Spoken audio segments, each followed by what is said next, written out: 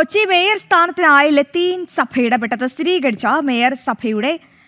സഭയുടെ സംഘടനാ ശക്തിയാണ് തന്റെ മേയർ സ്ഥാനമെന്നും സഭയിലെ എല്ലാ പിതാക്കന്മാരും തനിക്ക് വേണ്ടി ഇടപെടൽ നടത്തി. കൊച്ചി മേയർ VK മിനിമോളാണ് ഇക്കാര്യം പറഞ്ഞത്. മേയർ തെരഞ്ഞെടുപ്പിൽ സഭാ ഇടപെടൽ ഉണ്ടായിട്ടില്ല എന്നായിരുന്നു UDFന്റെ നിലപാട്.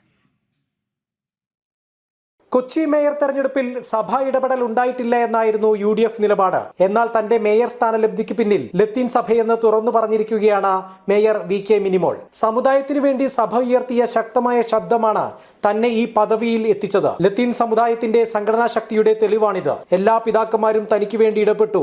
സഭാ നേതൃത്വത്തോട് നന്ദിയുണ്ടെന്നും മിനിമോൾ പറഞ്ഞു. ഞാൻ ഇന്നിവിടെ നിൽക്കുന്നുണ്ടെങ്കിൽ അത് ലത്തീൻ സമുദായത്തിന്റെ ഒരു ഉറച്ച ശബ്ദം സമുദായത്തിന് വേണ്ടി ഈ സമൂഹത്തിൽ ഉയർന്നതിൻ്റെ തെളിവാണ് എൻ്റെ ഈ കൊച്ചി മേയർ എന്ന പദവി എന്ന് ഞാൻ ഉറച്ചു വിശ്വസിക്കുകയാണ്. അർഹതയ്ക്കപ്പുറമുള്ള പല കാര്യങ്ങളും പല സ്ഥാനങ്ങളും തീരുമാനിക്കുമ്പോൾ അതിലേക്ക് ഒരു ശബ്ദമുയർത്താൻ നമ്മളുടെ സംഘടനാ ശക്തി സാധിച്ചു എന്നുള്ളതിൻ്റെ വ്യക്തമായ തെളിവാണ്. എനിക്കറിയാം, എനിക്ക് വേണ്ടി എല്ലാ പിതാക്കന്മാരും ജോയ് പിതാവിൻ്റെ ആന്റണി പിതാവിന്റെ നേതൃത്വത്തിൽ എല്ലാ പിതാക്കന്മാരും എനിക്ക് വേണ്ടി പറഞ്ഞിട്ടുണ്ടെന്ന് എനിക്കറിയാം.